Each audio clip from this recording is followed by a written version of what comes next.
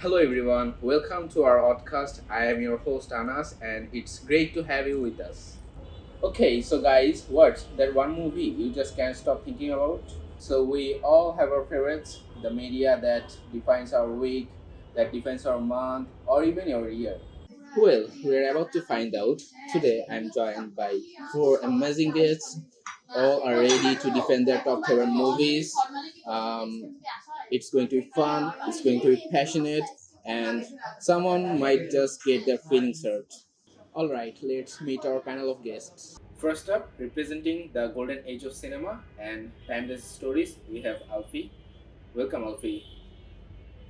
Next, our resident expert on everything that explodes. If it's a blockbuster, he's seen it. Give it up for Hafiz. Joining her, our India darling, she finds the hidden gems you have never heard of. Please welcome Momo. Hi. And rounding out our panel, he lives in the future and loves all the things that um, will high concept and mind bending. It's Jahid. Hello.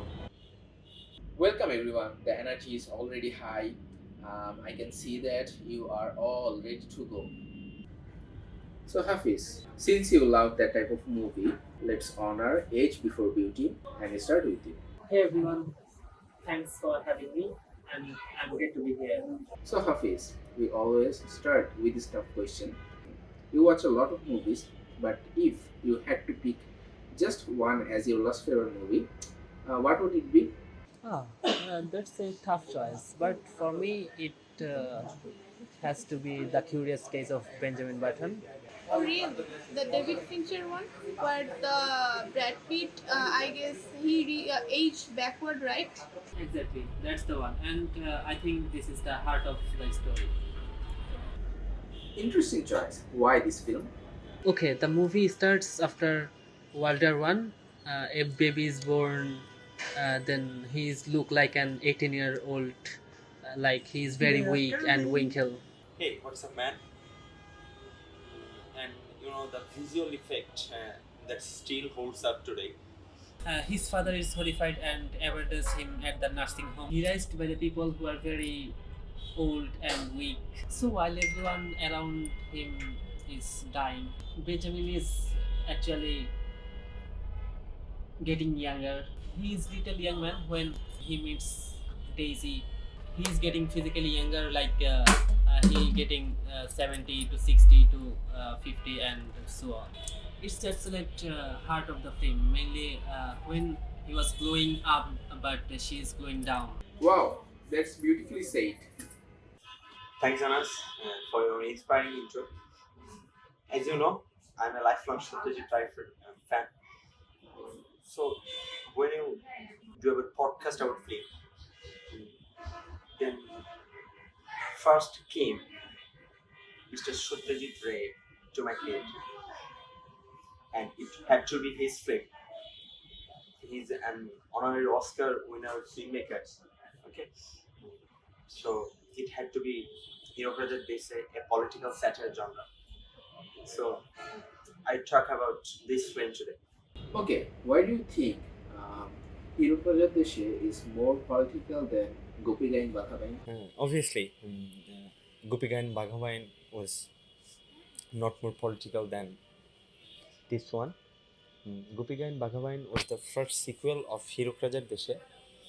It is ju- it is a political satire film, but the first one was magic, music, and innocency. But this time, the Satyajit Ray's frustration about this emergency period of India uprooted through this film. So Mogul's Dholai scene was really iconic, as I know. So what Ray was trying to say through it actually. Obviously, Mahalathulai was my favorite part. It said the brainwashing, it's Ray's propaganda that he used that in this film.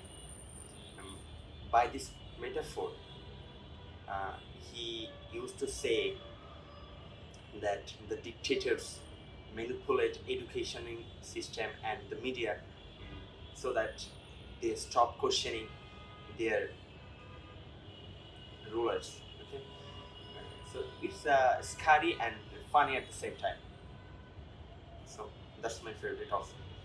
Do you think Hirokraja represents any real world character? No, Hafiz. No. It not symbolizes that Hirokraj is just a one person. It symbolizes or a mirror of all the dictators of the world at the same time. It's a beautifully metaphoric image of this film that makes the film bigger than the other ones. Thank you everyone for having me. Talking about all these films actually reminded me of the ending of Three Idiots. It's one of the most emotional and inspiring film when Rancho finally meets his friends again after years. That moment hits so deep. Okay, as you remembered, this movie is aligned with some serious stuff like suicide, pressure, failure, but it still even stayed funny. How did that even work? Just how the hell? That's a magic, bro. Its movie feels like it's funny, sad, and all at once. That's what college and life both feels like. In the movie Three Idiots, Rancho and Virus had really different perspective about a study. So, what do you think about that? Which side are you on? I mean, I wish I was Rancho, but honestly, I grew up in Virus world. But Rancho's way just makes sense. He learns because he loves learning, not because of exams. And I think that's why we still talk about this movie. It questions the whole system we all went through. People always say Three Idiots changed their views for their lives and career. What do you think, or people just say about it? Nah, man, I think it really did. I know people who actually changed their careers after watching it. Hey Anna, so in our podcast, I'll be talking about my one kind of like favorite movie, The Silence of the Lambs. So that movie really fascinated me. I watched again yesterday night, and I can say that this movie is a murder crime thriller movie. It really intrigues me, and like I would like to share so much story about this movie and the teachings and the characters role behind it and the direction and the story writing is excellent for me. Like is IMDb rating is around 8.7 out of 10, so it's really impressive.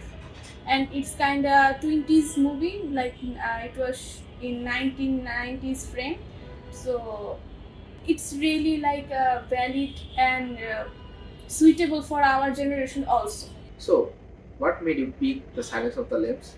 It's pretty dark for a class assignment. That's the actual reason, because it's really dark and kind of gore of a movie. And for this podcast, I chose this movie because this movie's narrative, the story, the screenplay, and the character's role is really fabulous. And the doctor, the FBI agent, played that role really excellently. So I can say that this movie is one of the best in this crime thriller genre. So that's why I picked this for this podcast. Why do you think the Hannibal, as you know, helps her instead of messing with her? I can think that she's really brave, honest, and a soft-speaking person, and she was really trustworthy in her work. Actually, Hannibal later kind of hated all of the FBI agents because couldn't treat him well, and he was mentally abused. So when she arrived and she spoken to him about her childhood trauma and her childhood story, so he kind of feel sorry for her because he is also a psychiatrist, renowned psychiatrist. So he tried to help her to solve this case so that she can be fulfilled and also can do her work properly. Well, I choose Parasite as preferable movie of mine. Parasite is a South Korean um, black comedy thriller directed by Bong Joon-ho. It follows the struggling Kim family as the cleverly decisive family of class and conflict and social inequality, which spiral into chaos after a dark secret is discovered. Parasite made history as the first non-English language film to win the Academy Award for the Best Picture. When you first watch Parasite, then what's your reaction for this movie, and what do you expect from it? Not at all, bro. I thought it would be a funny and hustle story, but halfway through, boom, it turns dark and tragic. It's there for a movie to make you laugh, to make you shock, and then break you. That twist changed everything. Okay, so for now, that's all from us. Thanks for the tuning in, and we'll catch you on the next one.